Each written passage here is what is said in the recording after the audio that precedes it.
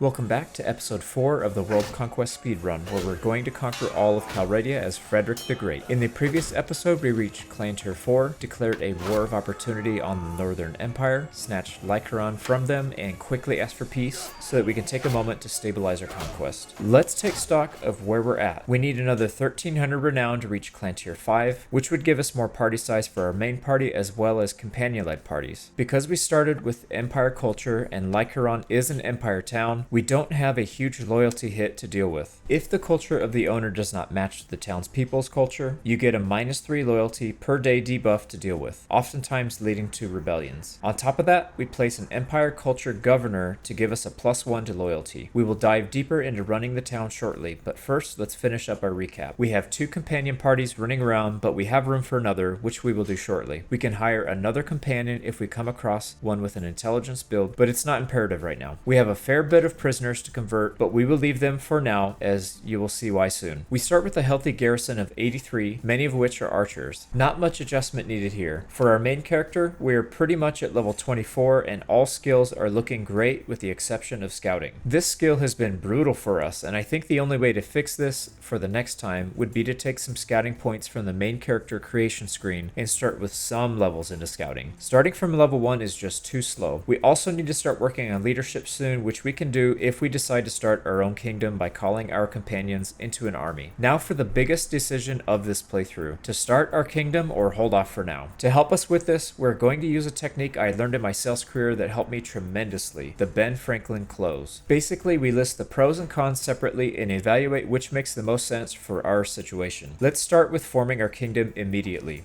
We would get 1 free policy giving us 0.5 influence per day bonus. Any battles we win would give us influence. We could start working on leveling leadership by calling companion parties into an army. This would also have the added benefit of allowing us to fight with all of our troops in a single location as opposed to having them roam aimlessly. And finally, we would have access to the other 34 policies when we gain enough influence to enact them. And since we would be a kingdom of 1, there is no concern with spending more influence to pass policies that other nobles would otherwise try to downvote. Now let's look at the benefits of waiting to form our kingdom. As soon as we start a kingdom, we become a target to any rival kingdom near our borders, so by staying solo without a kingdom, we can avoid unwanted wars. Once we enter into a war, we can quickly get out for cheap with a one-time payment for peace. Peace deals while in a kingdom will cost thousands of dinars per day and 100 influence to even initiate. By avoiding a war early on, we will have time to get our town in great shape and avoid being raided mercilessly, which would reduce our prosperity and our garrison would starve to death. We could easily wait for a town to become weak through siege or recent conquest, swoop in to take it, and quickly sue for peace like we did with Lycaron. So now we must make a decision. There are strong arguments in both directions, but since we are on a time clock with the whole speedrun thing, we shall opt to start a kingdom. Get all of the policies that we need in place before we start recruiting nobles will be key, saving us hundreds or even thousands of influence. They recently changed how starting a kingdom works, so let's do that right now. First, we need to assign a governor, which we have already done. Next, we will go to the keep, open the dialogue with our governor. At the very top, you will see a chat option that says it's time to start a new kingdom. The only option we have to proceed is to select the language of the law of the empire, which gives us the Senate policy for free. We finish off by naming our kingdom, Prussian Gloria.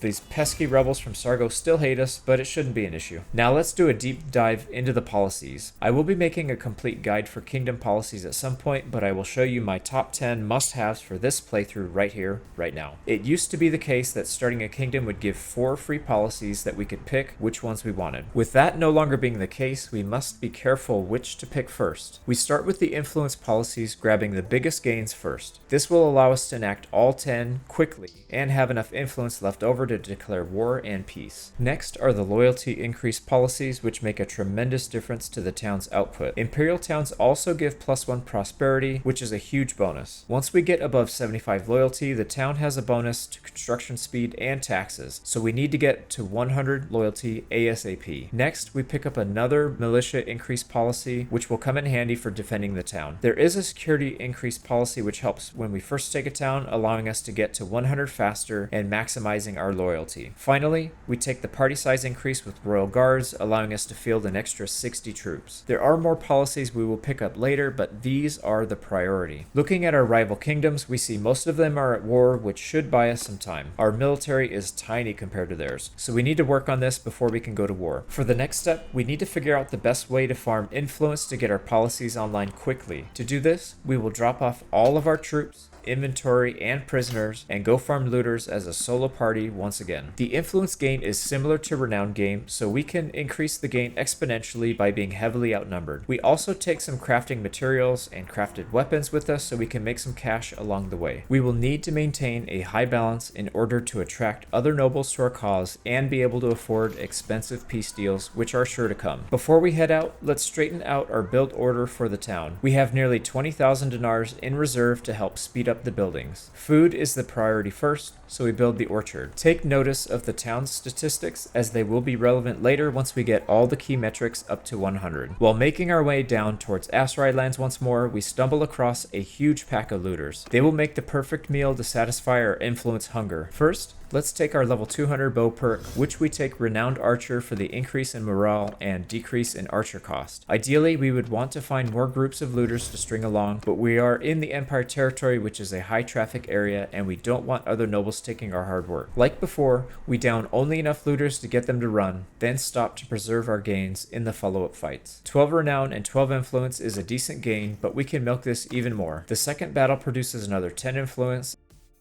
and the third 7 influence. Had we dispatched the whole group in the first battle, we would have only gained 12 instead of the 29 we actually received. We pick up the riding level 225 perk and go with mounted patrols, which will be absolutely key to holding on to captured nobles. We need to get the scouting level 225 for the other 50%. Only a couple days later and several looter groups, we have enough for our second kingdom policy, which we take Sacred Majesty. Now we go from earning 5 influence per day up to 8, a 60% increase. Now back to the influence grind. We gain another 10 influence from this group of 51 looters. We reach level 25 for our main character, putting the focus point into leadership to max out that skill and pick up our 125 two-handed perk, Berserker. We will be taking a tremendous amount of damage in this campaign, so having more damage while low health is more useful for us. We won't look at every stop we make, but let's do one just to get an idea for the overall strategy here. We stop at Hubyar to sell some of the crafted weapons. Then we check the crafting orders to see if there are any juicy ones, which are defined as anything 30,000 dinars or above. Nothing good here, so we move on, continuing our grind. We aren't finding much by the way of big groups, so we decided to take a few smaller battles with desert bandits. Because they are higher tier troops, we gain almost 7 from only a group of 16. We take our third policy from the list, bailiffs. Since our town is above 60 security, we pick them at extra 1 influence per day. A few bandit parties later and we are ready for the next policy, forgiveness of debts. The boost is amazing and our town will be very close to hitting that magical 75 threshold for the bonuses. Before I forget again, let's get our third companion party running. We don't want to use any of our support companions, the surgeon, quartermaster, or engineer. So instead we will be using Orig Frostbeard. There is a high chance he'll get captured early on without any troops, but this is a risk we're willing to take. Good luck and Godspeed, Orig. We set his priority to aggressive so he will hunt out small bandit groups and help us gain more influence and renown passively. At long last, we have reached level 50 scouting. For the perk, we take the movement speed bonus with Pathfinder. Scouting range will not help us much later in the game, but movement speed will always be important. We continue our progress towards becoming the tournament master, winning one in Jalmaris. After that, we pick on a few looters and some mountain bandits for more influence, which leads to our 5th policy. This time we take Imperial Towns, bringing us ever so close to that elusive 100 loyalty cap. This also adds +1 prosperity per day to the town, which will add up quickly. We can see our security has topped out at 100, giving us the maximum +1 loyalty gain modifier.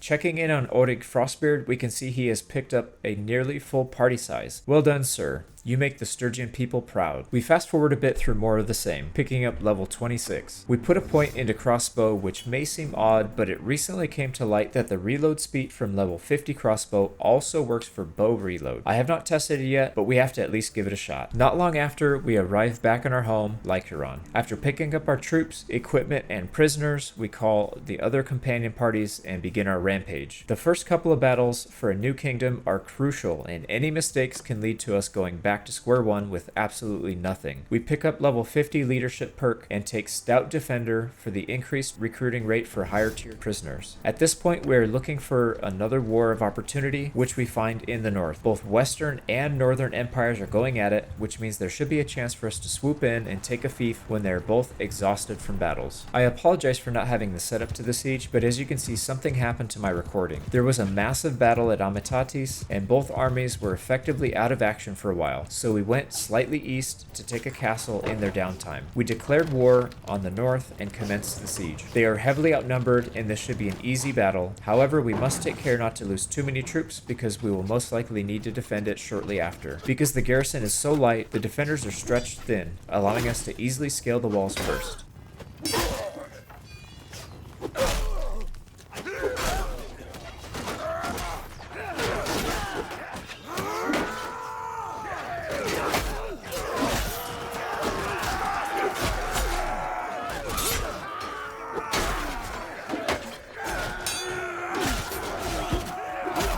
The AI is so fixated on our troops from the ladder, they allow us to freely poke at them from behind.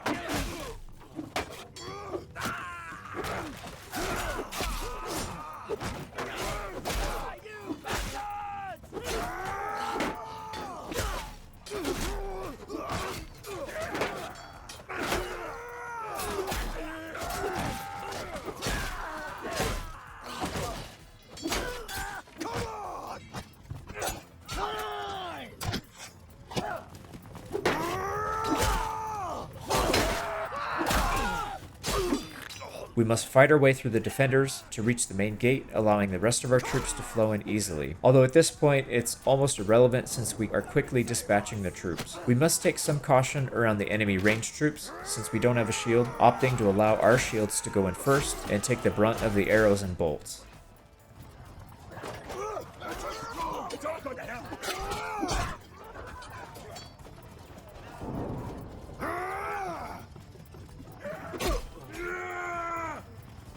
With only a handful left, we let our troops clean up. Aside from taking the castle, we also earned 33 renown and 35 influence, our first great success as a kingdom. We also picked up 5 levels of athletics and 11 two-handed. We only lost 34 troops here, but they had 68 prisoners in their dungeon, which means we can recruit them for free, replace our losses, and gain a net 34 troops from this battle. We will need every one we can get, as the enemy will come after us with a vengeance. Once again, the priority for this fief is food production, so we start with the gardens. 10k into the reserves will speed this up a lot.